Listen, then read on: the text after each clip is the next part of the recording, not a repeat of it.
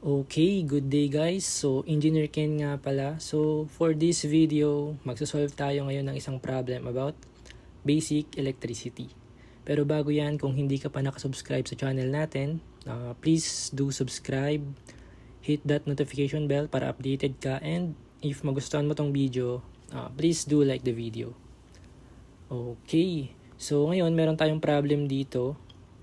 A conductor has an area of 40,000 cm. So itong cm na to, it doesn't mean na centimeter ito.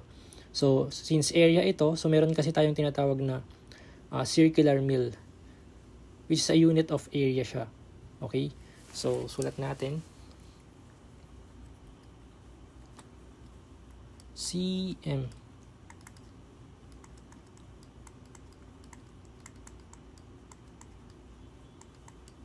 Yan. Tapos, equal lang to kung i-convert natin from area to, let's say, diameter.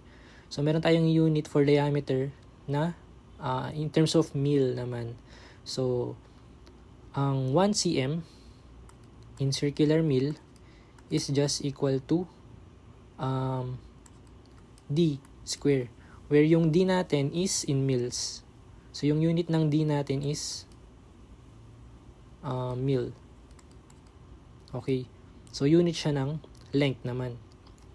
Okay. So, ngayon, meron tayong 40,000 cm at ang hinahanap natin is yung diameter daw ng conductor in inches. So, first, nagagawin natin, so, 40,000 circular mil. Ngayon, i-convert natin ito into mil. Okay? So, gagawin natin siyang length. Kukunin natin yung length. So, equals d square. So, yung d natin is what? So, square root both sides. So, d is equal to, so check natin. So, square root of 40,000. So, 200. So, ibig sabihin, ito yung diameter natin in mils. 200. Ngayon, paano natin i-convert tong mils into inches? So, meron tayo yung conversion dito.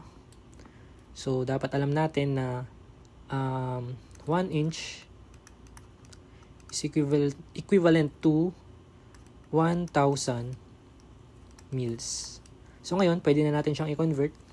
So, diameter is equal to 200 mils times, so kailangan nating makuha na unit is inches or inch. So kailangan nating maglagay ng mils dito and inches doon sa taas. So 1 inch is equal to what? 1,000 mils. So cancel na yung unit, matitirang unit natin inch.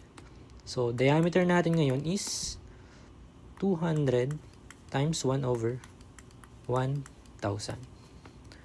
So, ang sagot ngayon natin for this problem, so, in terms of diameter naman na itong makukuha natin. So, let's check. So, 200 times 1 over 1,000. So, ang sagot is 0.2 inch.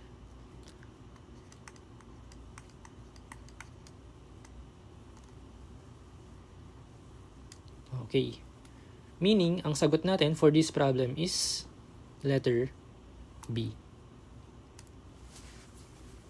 And with that, thank you sa pakikinig and panonood.